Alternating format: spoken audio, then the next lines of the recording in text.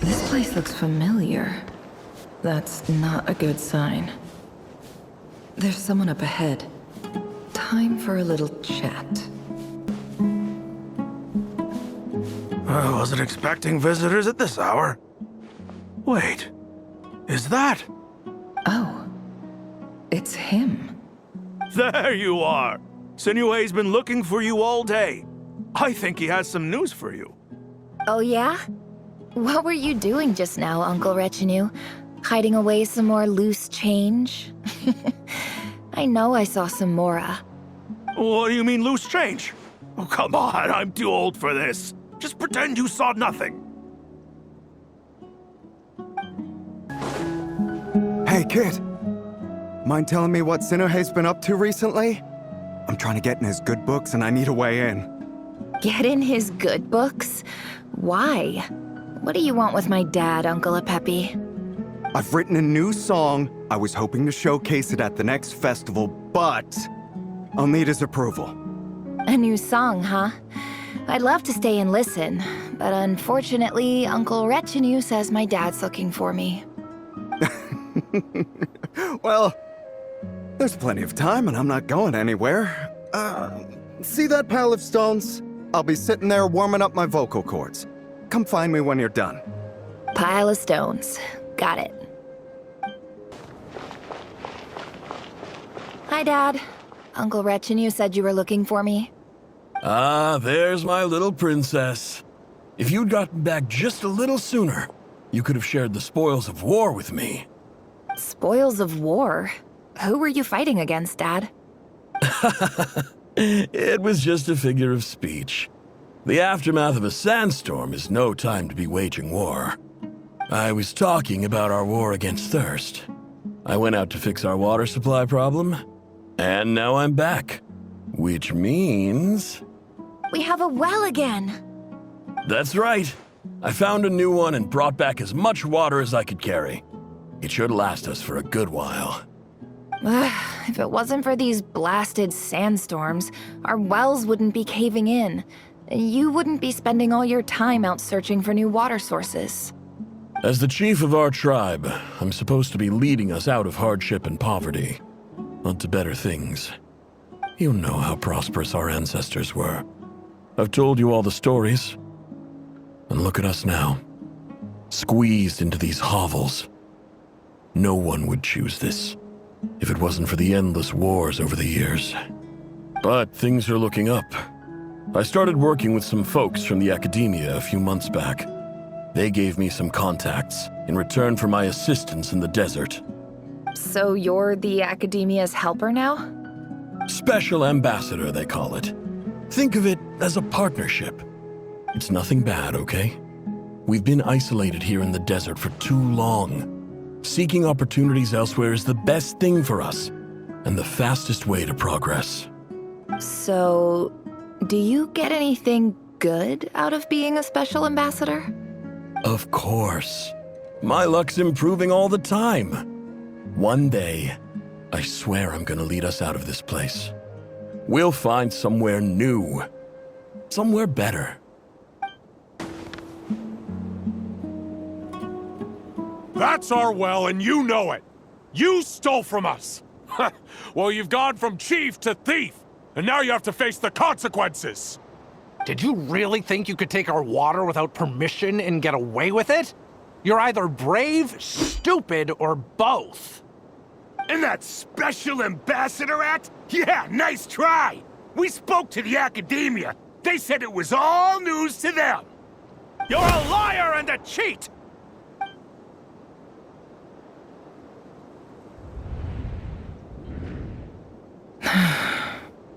I heard Yehuda gasp, but I don't blame her.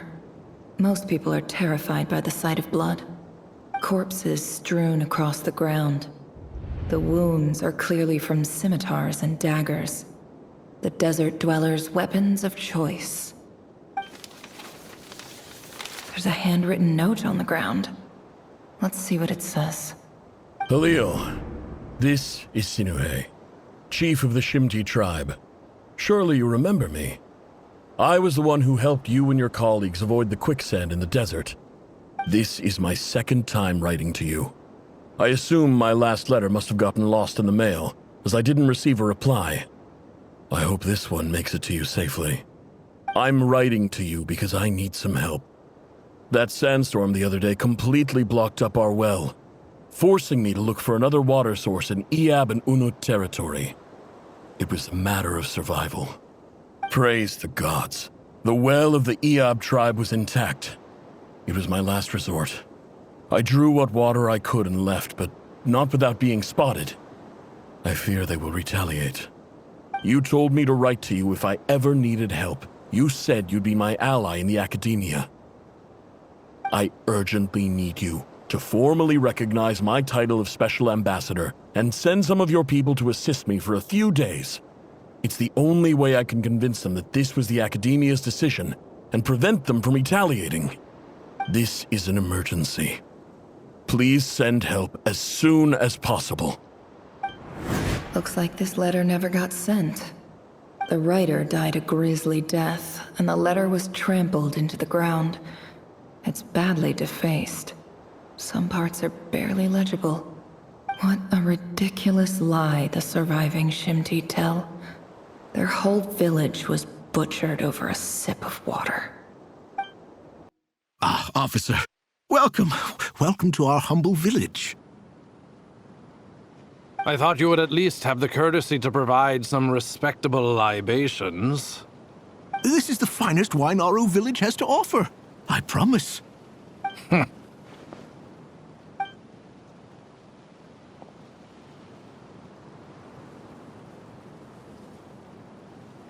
The Academia has agreed to reserve a single space for a candidate from your village.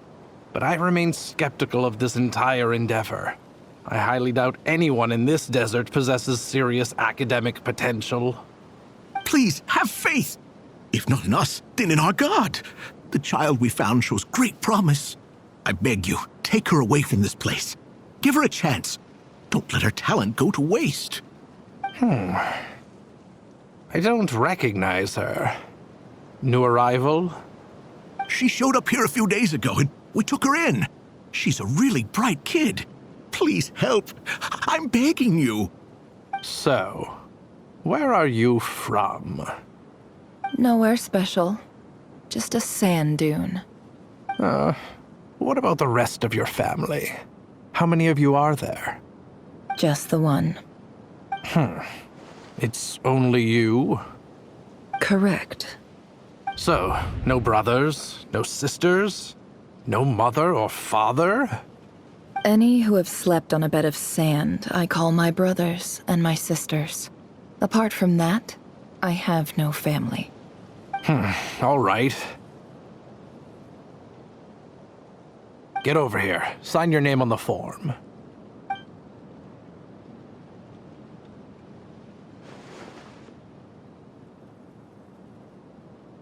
Never? You're rather fair-skinned for a desert dweller.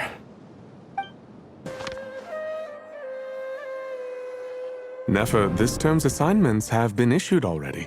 Please read through the materials thoroughly, conduct your own additional research, and then write an essay on the topic. Yes, Professor, I'm aware. I just had a couple more questions I wanted to get your perspective on. Oh? Please ask away. Well, I saw the other students' problem sheets, and I couldn't help but notice that my assignment is much easier than theirs. Do you really think I'm a weak student? A weak student?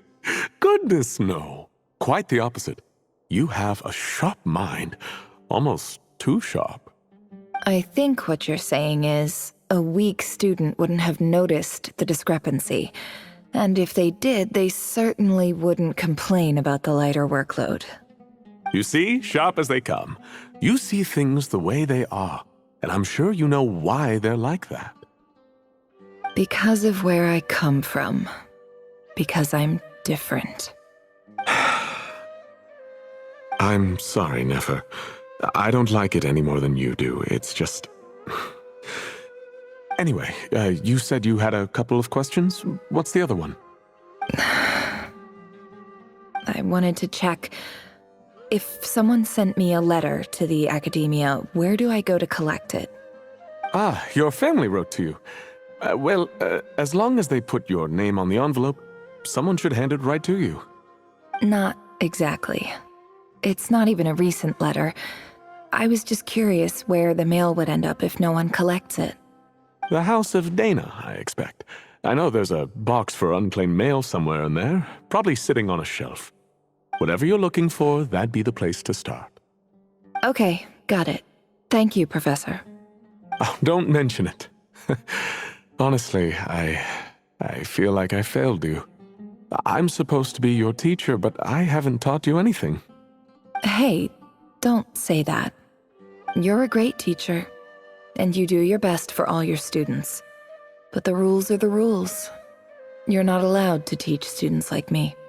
It's not just the academia either. The whole world bends over backwards for the successful and leaves the losers to suffer and die. Oh, my dear child. Don't tell me you've given up on life already. I haven't. I just think that if you want to make it in this world, you have to find a way to become successful. This must be it. A big cardboard box full of unclaimed mail. And probably some letters that ended up here by mistake, too. Let's take a look.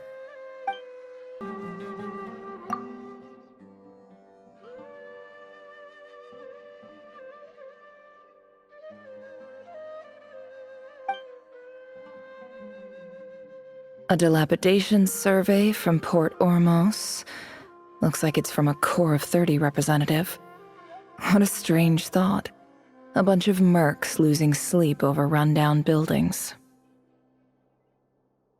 This one was never even opened. I guess the recipient didn't care what the Core of 30 had to say about anything.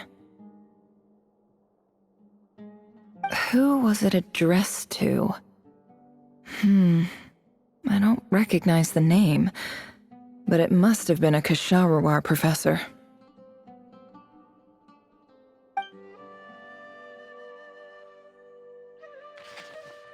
This one is addressed to the Amorta Sage. The title is Changes Observed in Satyavada Life Symptoms. Why do all these letters read like full-blown dissertations?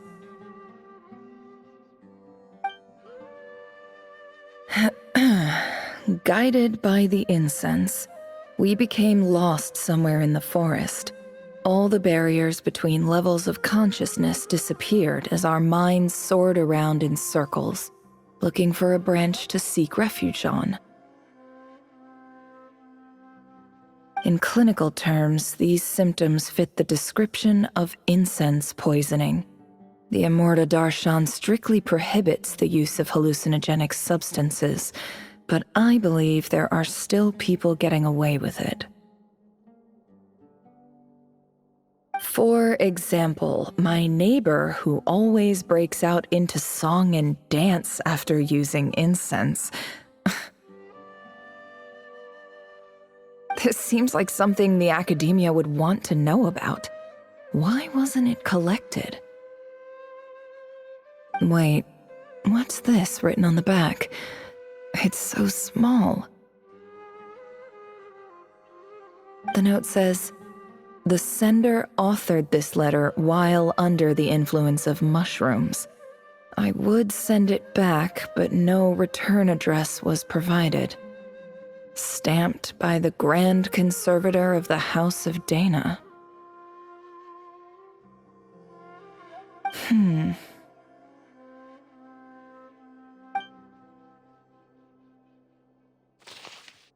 This next one is addressed to Grand Sage Azar?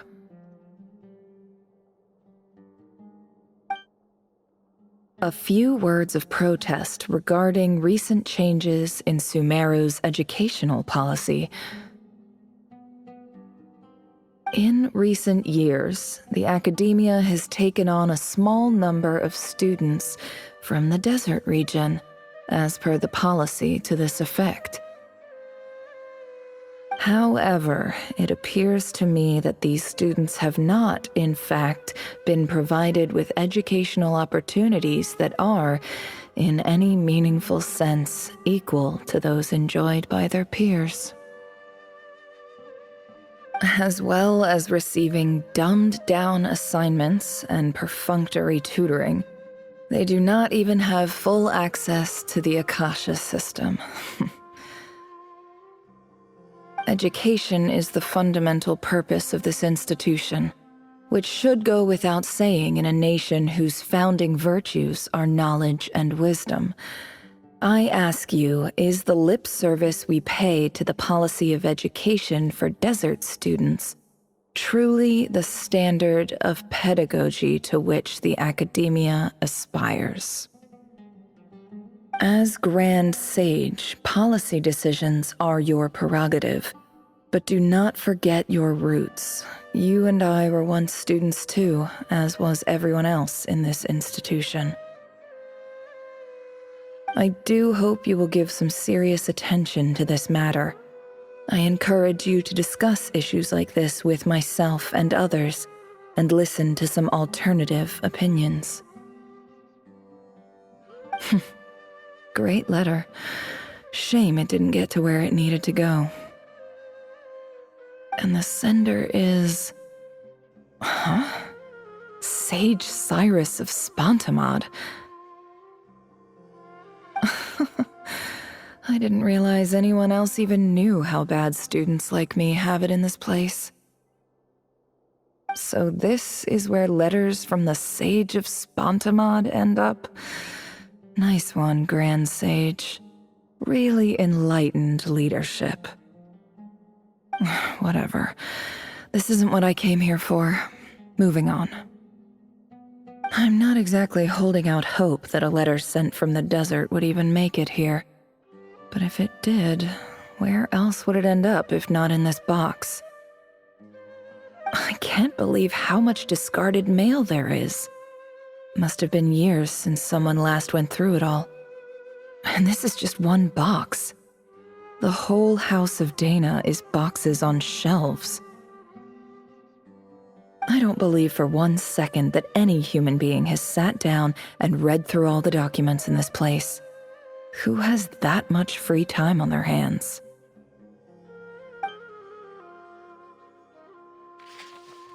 Wait, could this be it?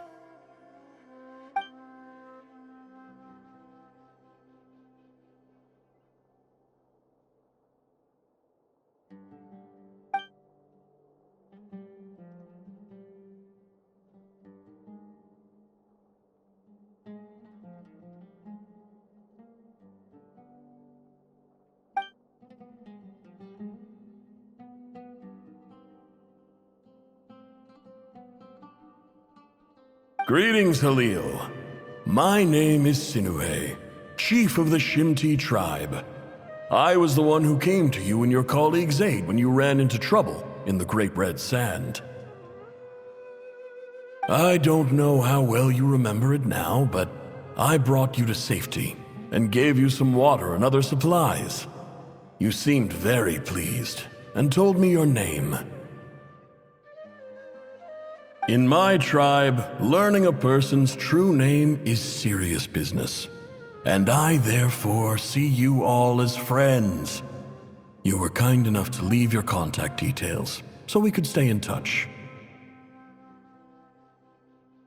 The Shimti tribe lives a harsh, nomadic existence in the desert.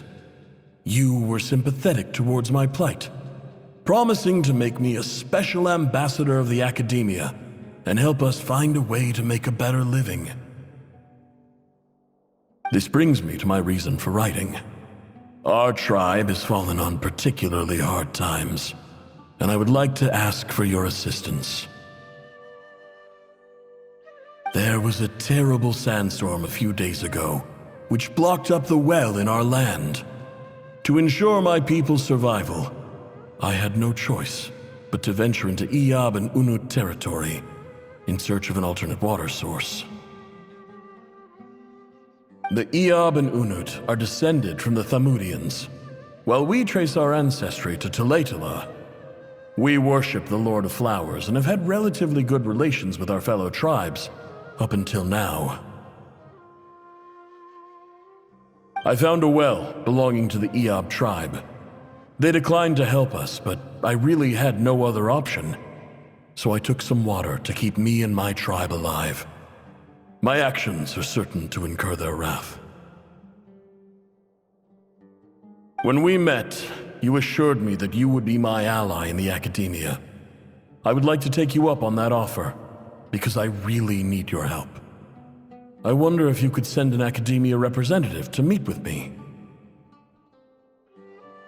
That aside, the last time you were here, you mentioned that the academia had started accepting students from the desert, and I told you a little about my daughter, Nefer.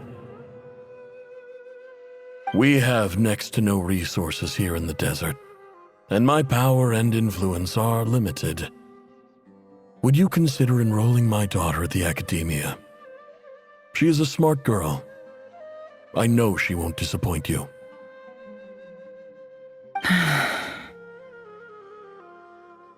From the outset, the academia never took you seriously. Those things they promised were just empty words. I doubt they even remember the name Sinuhe. And you were so emphatic that your luck had finally changed for the better. You swore you'd lead us to a better place one day. You spoke with such conviction, like you were the most powerful chief in the whole desert. You liar. You lied about everything. You promised the world and delivered on none of it. And who fell for it? Just me, by the looks of it. Despite your best efforts. Which makes you a pathetic liar. You weren't even any good at it. I think I'll take over from here. Let me show you how it's done.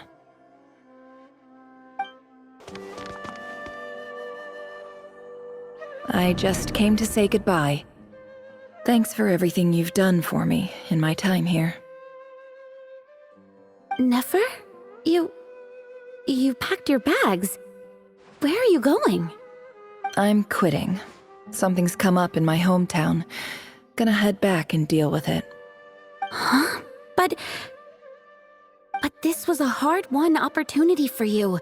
You know that better than I do. It was, but it doesn't matter. I have more important things to deal with and they can't wait. Oh, and I didn't want to overfill my bags, so I left some incense on your desk. What's wrong? I thought you liked incense. Although, I did read somewhere in the House of Dana that it has hallucinogenic effects. Don't use it all at once, all right? Isn't this the stuff you brought from your hometown? You're just letting me have it? But you said it's a rare and valuable commodity. Yeah, about that. I lied. It's not rare at all. There's this bunch of ruins near my hometown that are practically overgrown with this plant. It's not worth much. Keep it, it's fine. But Nefer... All right, that's all from me. You take care.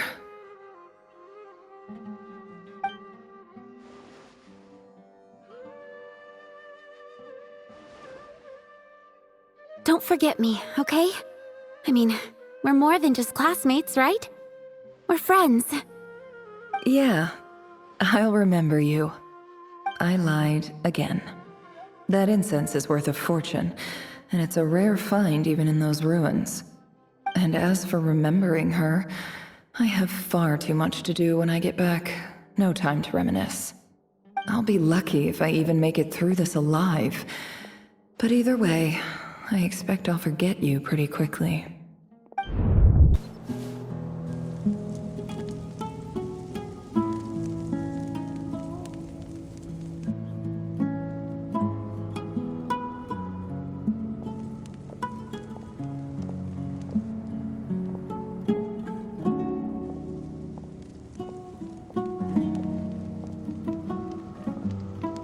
It's a pleasure to meet you, Mr. Arif. So, what does the Academia want? Since they've sent their special ambassador, I assume there's a big business deal to be made. If not, I'd be very disappointed. Please, sir, lower your blade. You're lucky I'm the one they sent. Not all special ambassadors share my admiration for the Eab people. The ever-shifting balance of power in the desert reduced the once great civilizations of this region to rubble and sand. But the story of the Eab has a very different trajectory. Others grew weak, but you grew strong, beginning in obscurity and moving to prosperity. You're the only ones who defied the trend. Huh. So, you do know who you're dealing with? This well is the perfect symbol of your strength, is it not? It used to belong to the Unut, but it looks like you have control over it now. You're not wrong. But I'm sure you didn't come all this way just to flatter us. Of course not. I came to bring you some very good news. Some information that recently came to light, which might just be your ticket to freedom. Records uncovered by the Vahumana Darshan show that a certain well currently under Eab control is built on top of some ancient ruins. These ruins are of great archaeological interest to the Academia. I checked the map carefully on my way over here, and I'm confident that this is the well in question. The Academia is offering 50 million mora in return for excavation rights. 50 million? No, wait. If these ruins are as important as you say, 50 million's a little low, don't you think? Don't get greedy, Eab. We know far more than you think. We know that you seized this well by force. Wasn't that the first step in your rise to power? To drive away the Unut and steal their water supply? So what if it was?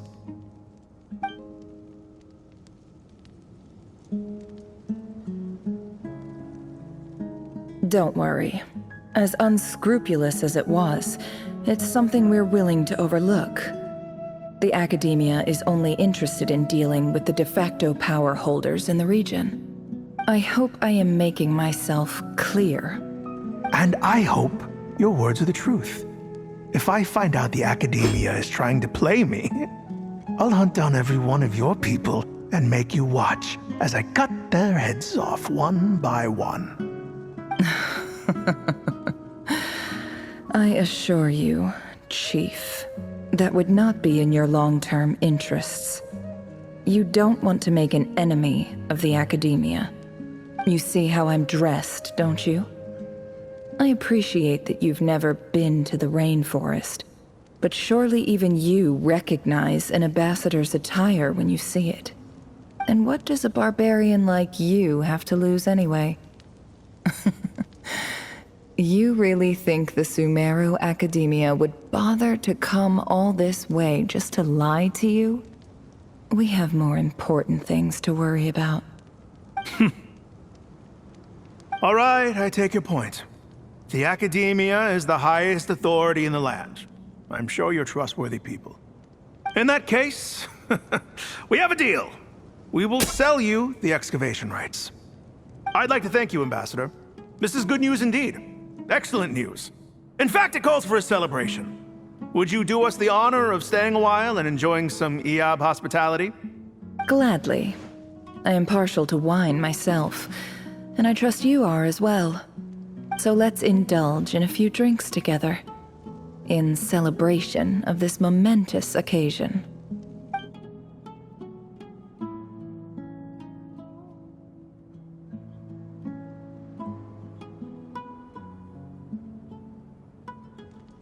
Chief! Chief, it's an emergency! It's the Unut. They've taken the well. What? Well, don't just stand there. Take it back. Yes, Chief. I have every confidence in the Eab's military superiority, And yet, Well, what is it? the Unut's response was alarmingly fast. The day after we reach a deal, they seize the well. This can't be a coincidence. Perhaps there is a traitor in your midst. I don't think so. I am obliged to remind you, Chief, that the Academia will only deal with the de facto power holders. If you cannot regain control over the well, I'm afraid you won't see a single mora of that 50 million. No! Please, Ambassador, just give me some time. I swear the Unut will not get away with this. That well is ours, and so is the Mora. Glad to hear it. I will wait here for an update. If there is a traitor, I will find them. In the meantime, make yourself at home. I'll report back as soon as I have an update. Much obliged. Wow. All it took was a few words and I've got him wrapped around my finger. What an amazing feeling. So, in summary, Ambassador, the Academia would rather negotiate with our tribe instead of the Eab, yes? The Eab are ruthless murderers who don't listen to reason. And now they have the gall to interfere in our research projects in the desert region. So let me ask you, Chief. If you were the Academia, what would you do? Kill them all, of course. Precisely. The Academia does not tolerate those who stand in our way. The Eab have held back our academic pursuits for too long, and our patience is wearing thin. At the same time, there is simply no way that the Academia can be seen to be intervening in desert affairs. I'm sure you understand where I'm coming from. We have our own rules out here. If the rainforest dwellers raised arms against a desert tribe, it'd start a bloody war. Right. We can't confront them ourselves, but we can support their enemies.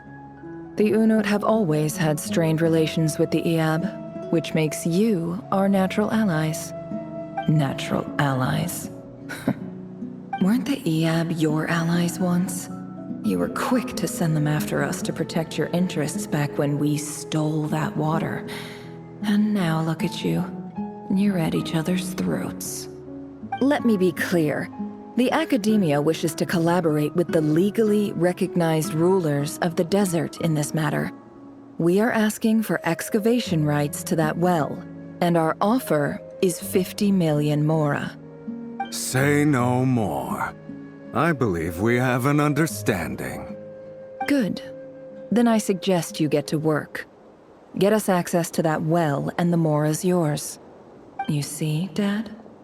Lying is easy when you know how. People will believe anything.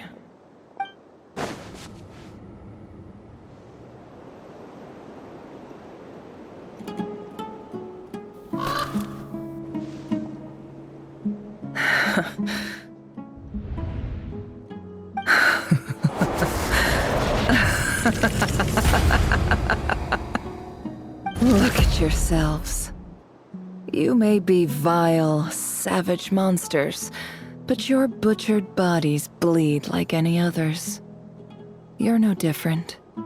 You're nothing special at all. The monsters who destroyed my home, they're just ordinary, petty human beings. What a joke. I think we're even now. Maybe I've even done the desert a favor. It's a better place without all these people around. Oh, Sinuhe, my gullible fool of a father. Perhaps if you'd been as ruthless as I was today, our tribespeople would still be alive. In this dog-eat-dog world, a chief needs to be tough to survive. But you couldn't do what had to be done. So I did it for you. Nefer, it's okay. All of this is in the past now. I believe I remember you promising to remain silent. Yeah, but even so... Yehoda, is there anything you can do to ease the tension? Alright, time for a sharp turn onto a completely different topic. So, anyway, that's enough of that. When are we getting out of this place? Feels like we've been walking forever. I'm getting pretty tired. Oh, Alma, you tired? Yes. If we can find somewhere to sit down, I could certainly do with a rest. It's not far now.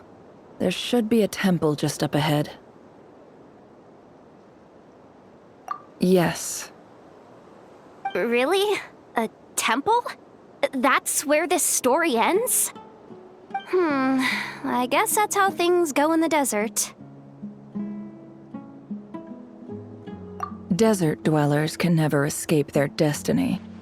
Or so everyone says. I never wanted to believe it, but looking back now, I'm as desert as they come. You mentioned a temple. What's waiting for us there? My biggest trade secret of all. Ah. Then I'm guessing it's where you got your power from. The power to peer into other people's minds. I didn't know you were clued up on any other religions. I'm no expert in the history of Sumeru, but since you come from the desert, I would imagine it has something to do with King Deshret.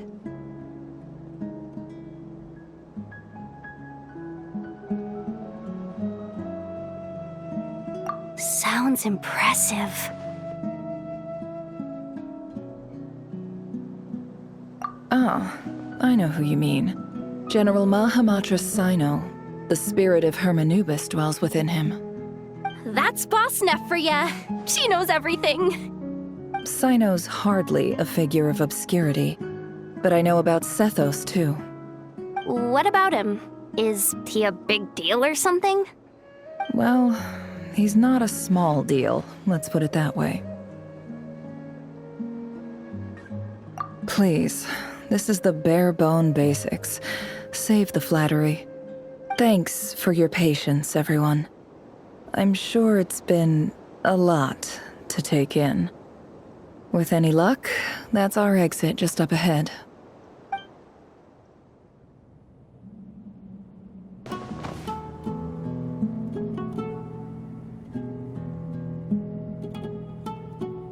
Uh-oh. Uh-oh. Uh-oh. I'm totally out of my depth here. I don't have anything to add about any of this stuff. Like, look at that statue, for instance. I want to do the whole name-dropping, this girl knows her stuff thing too, but I've never seen anything like it before. A statue with the head of a bird. That's Thoth, the Ibis King, one of the 7 pillars of King Deshret. The legends say that he, the Crocodile King, and the Goat King were the 3 retainers of King Deshret. Let's take a look.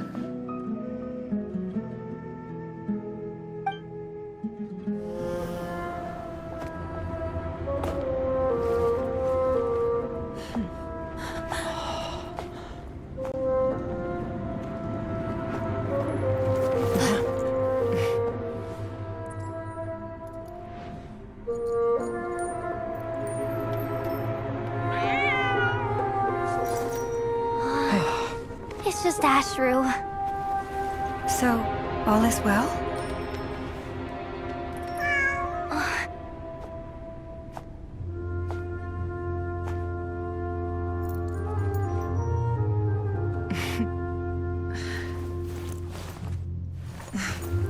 Typically speaking, at this point, the world disintegrates. Then we find ourselves back in the outside world. Besides, these are my memories. There's nothing to fear. You're sure? Of course. It's almost over.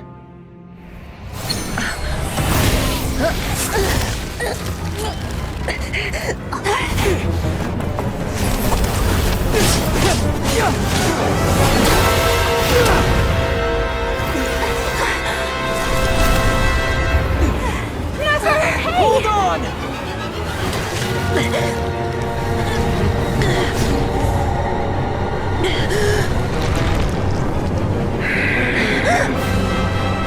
Knowing too much is always a death sentence. Speak for yourself.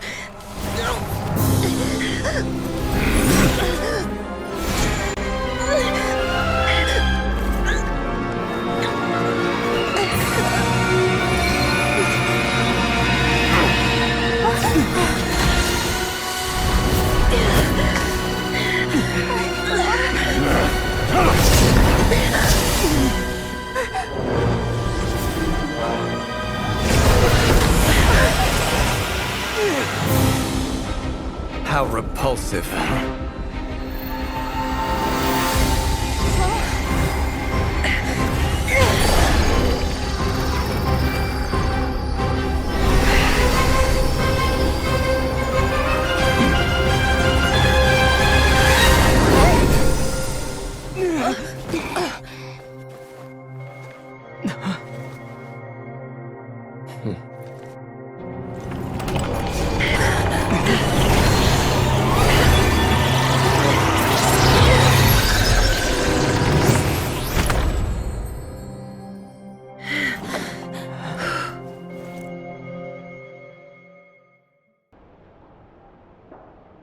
Timed that pretty well, didn't I? It's okay. I'm just glad no one was hurt. Paimon noticed you doing something too, Dainsleif. Were you helping get them out? Of course. When I asked Nefer to conduct this investigation, I was not naive to the dangers involved. I had a duty to ensure your safety. Good to know your sense of justice is still intact after all these years. I take that to mean that you saw the truth. That comes as a great relief. I certainly did. And thanks to your help, I also managed to trap Rerir inside the chess set. Whoa, really? How'd you manage that? Well, to be honest, I sensed that something was wrong long before we made it to the temple. By using this fragment to probe into Rerir's past, well, the monster formerly known as Rerir, it seems I alerted him. I was tracking him, then he caught on and started tracking me too. Can't say I'm surprised. But how did he track you through your thoughts alone? That shouldn't be possible. Rerir was a secret agent who reported directly to the Vinster King. He is an expert at finding a trail and hunting down his pursuers. No wonder. He infiltrated the chess set, read my thoughts, and built a new virtual chess set inside of it. That's why we weren't able to leave at first. Speaking of your chess set, it's quite a remarkable item. Would I be right in thinking you have some connection to King Deshret? You overestimate me. I only have a connection with one of his underlings, the Ibis King.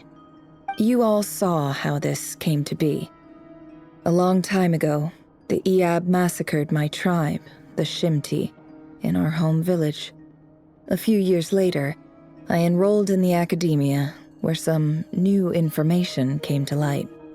The Unut and the Eab fought a bitter battle over the rights to a well, all for the sake of a non-existent 50 million Mora. The Eab ultimately won that confrontation, but their victory came at the cost of almost every warrior in the tribe. The final blow to the Eab came at the victory feast, when an Unut assassin beheaded their chief right before my eyes. The remaining Eab fled and have been scattered to the winds ever since. Having gotten my revenge, I returned to my hometown, where to my surprise, the nearby temple was still standing.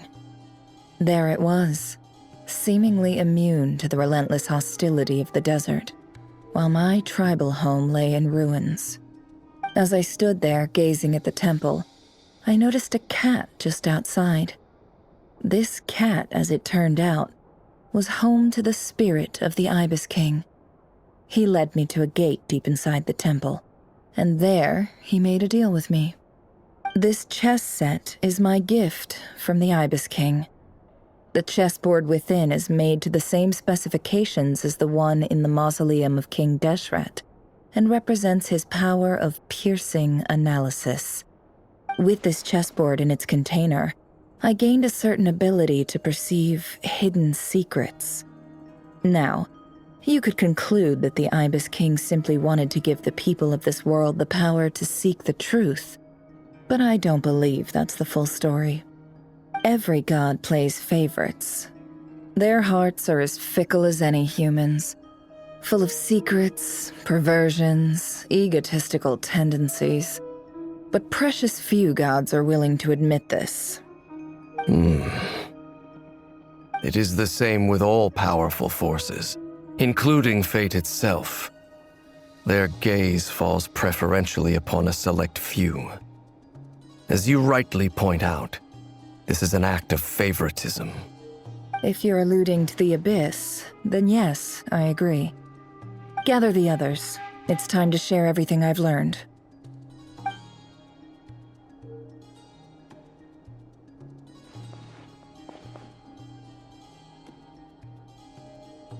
Thank you all for being here. As promised, I did some further investigating into the Raker of Solnari's background. I am pleased to report that the investigation has been most fruitful indeed. The Raker of Solnari, real name Rerir, was once a Conrian subject who served the Vinster King. I will now share the important details of his story. Please save any questions or comments for the end.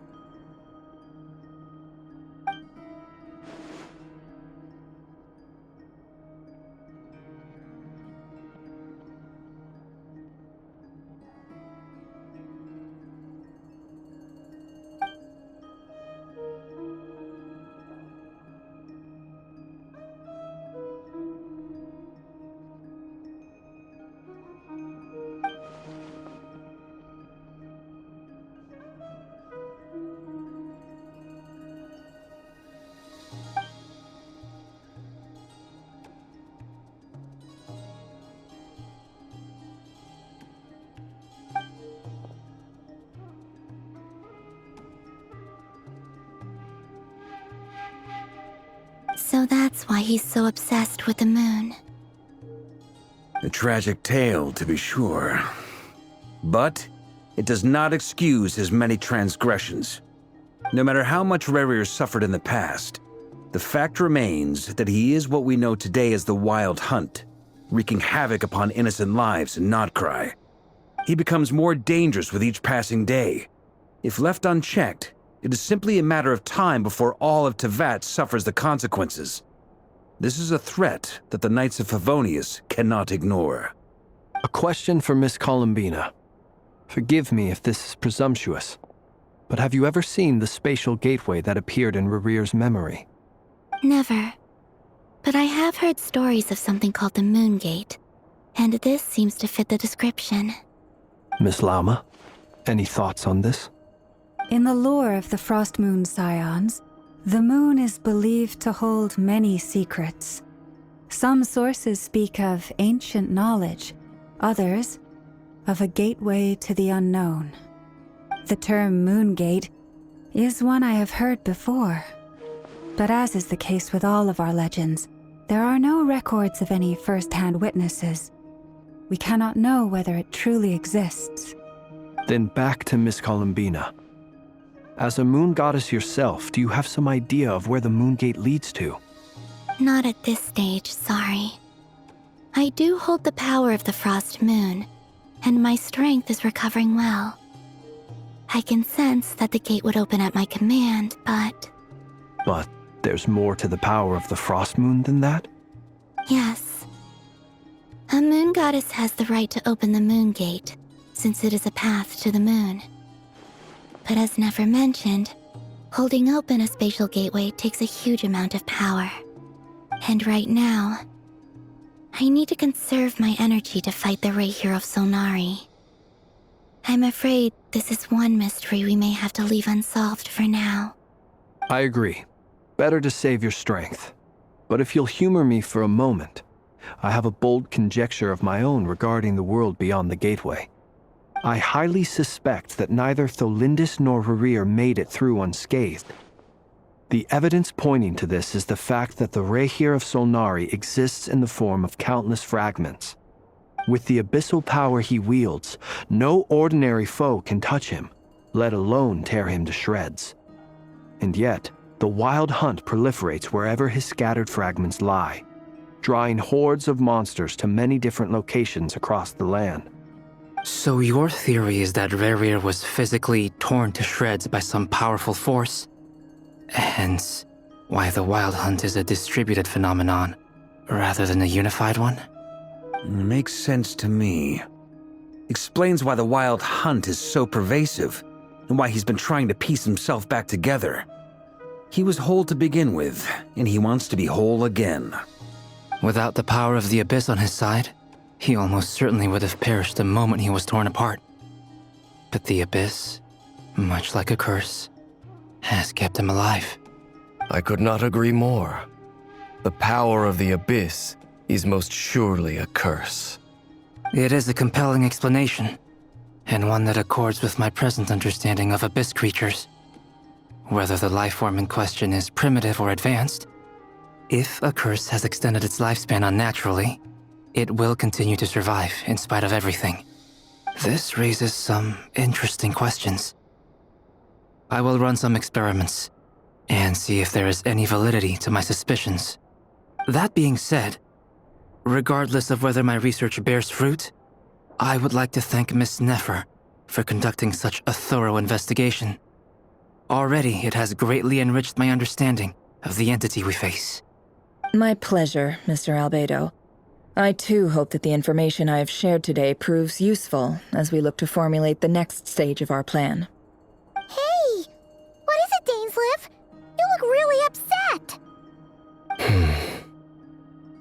It's just... when I think of the man I once knew as Rarir, I struggle to understand why things had to turn out like this. The two of you used to be friends, didn't you? I don't know if these words will bring any comfort, but my heart goes out to you. Mine too. We can never know all the hows and whys of the way things are. The moon and stars are full of untold secrets and lies, and the skies are host to many more mysteries than these alone. Yet, none of that can begin to compare with the complexity of human life. Those are the first comforting words I've heard in a long time. Thank you, both. Well, I think this is a good place to end today's meeting. I'm sure Nefer needs some time to recover. She's been through an awful lot today. That's very thoughtful of you, Lama. Of course. Sounds good to me. Take some time to rest and digest before we reconvene to nail down a plan.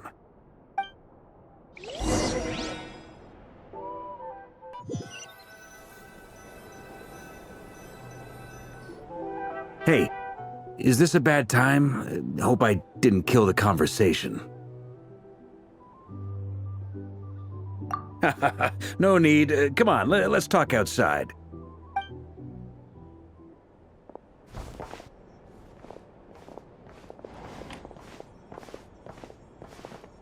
Anyway, Nefer went back to the curatorium to get some rest. But before she left, she shared some things with me that I thought you should be aware of. Firstly, although she managed to trap the Raker of Solnari inside her chest set, there's no guarantee that the power of the Ibis King is any match for one of the 5 sinners. Their powers are beyond our comprehension. It's only a matter of time before he finds a way to break out. We have to come up with a plan and take care of him before that happens. Honestly, my mom figured that might be the case. So, how long have we got? Well, I asked her that same question. She talked for a long time. But for the most part, it seemed like she was trying to convince me how precious her chess set is. What a long and storied history it has. It felt like some kind of sales pitch, you know? The kind where you end up handing over Mora against your will. Anyway, after all that, she finally answered the question. 2 days, at most. 2 days? Holy moly! Can we even recruit enough help in that time?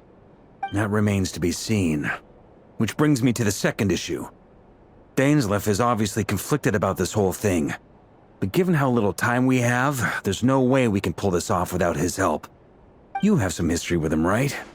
Do you think maybe you could talk to him for us? Great. I appreciate it. All right, on to item 3. So, Albedo, Durin, and I put our heads together and came up with a plan. Can't promise it's gonna work yet, but at least it's a start. We figured we'd bounce the idea off you first. We'll explore it further once everyone's recovered. Oh, Paimon's dying to hear this. All right, so here's what we're thinking.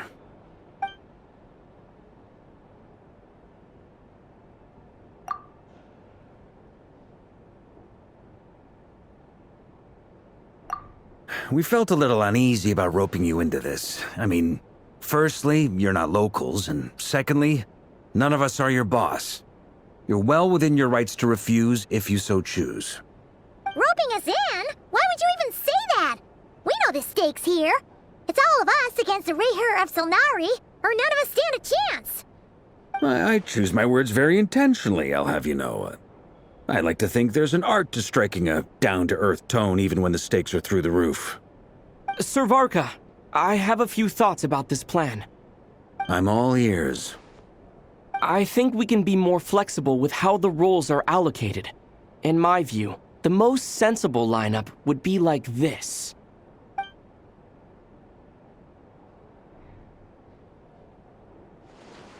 I see your point, yeah.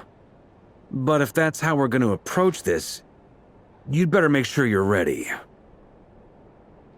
To be clear, I don't doubt your abilities. Far from it. I just want to make sure.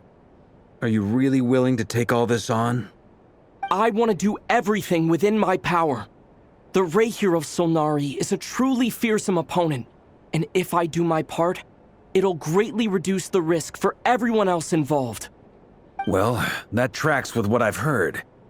Jean's mentioned in her letters that you're so diligent it's almost abnormal.